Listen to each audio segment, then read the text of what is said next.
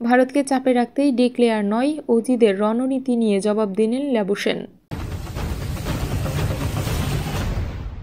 মেলবোর্নে boxing test thriller web সিরিজের এক চিত্রনাট্য। প্রতি সেশনেই সেই চিত্রনাট্যে নতুন অধ্যায় সংযুক্ত হচ্ছে।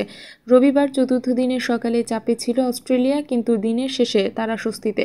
চতুর্থ দিনের শেষে দ্বিতীয় ইনিংসে অস্ট্রেলিয়ার স্কোর 9 উইকেটে 228। ন্যাথান লিও ও স্কট বোল্যান্ডের জুটি ভাঙতে পারেনি ভারত। লিও 54 বলে 41 ও বোল্যান্ড 65 বলে 10 রানে অপরাজিত। অস্ট্রেলিয়া এগিয়ে গিয়েছে 333 রানে। দ্বিতীয় ইনিংসে মার্নাস ল্যাবুশেন 139 বলে সর্বাধিক 70 রান করেন। অধিনায়ক প্যাট কামিন্স 90 বলে 41 রান করেছেন। প্রশ্ন হচ্ছে, 300 রানের বেশি লিড নেওয়ার পরও কেন ইনিংস ডিক্লেয়ার করল না অস্ট্রেলিয়া? পঞ্চম দিনে ভারতকে হারাতে তারা কি রণকৌশল নিচ্ছে? রবিবার দিনের শেষে সেই উত্তর দিয়েছেন মার্নাস ল্যাবুশেন। অজি তারকা ব্যাটার ডিক্লেয়ার না করা প্রসঙ্গে বলেছেন, দিনের শুরুতে ভারতীয় বোলাররা আমাদের উপর চাপ সৃষ্টি করেন, কিন্তু দিনে তারা পাল্টা চাপে। আমার মনে হয় কাল সকালের বোলিংয়ের চিন্তা তাদের আজ রাতে চাপে রাখবে।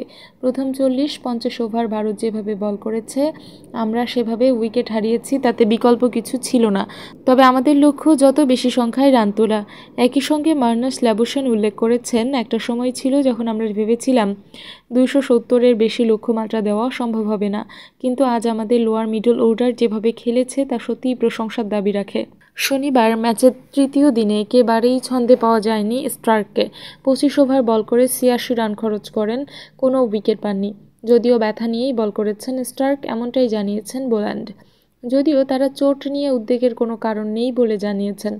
স্টার্কের বক্তব্য, সব ঠিক আছে, আমার গতি একটুও কমেনি, খেলার জন্য পুরোপুরি তৈরি। আমার ক্রিকেট ক্যারিয়ারের কিছু স্মরণীয় মুহূর্ত টেস্টের পঞ্চম দিনেই এসেছে। শেষ দিনে আমি বল করতে খুব ভালোবাসি।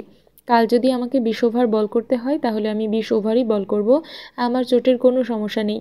মেলবোর্নের শেষ দিনে নাটকের সব উপাদান কিন্তু মজুদ থাকছে। জিততে হলে ভারতকে স্মরণীয় কিছু করতে হবে।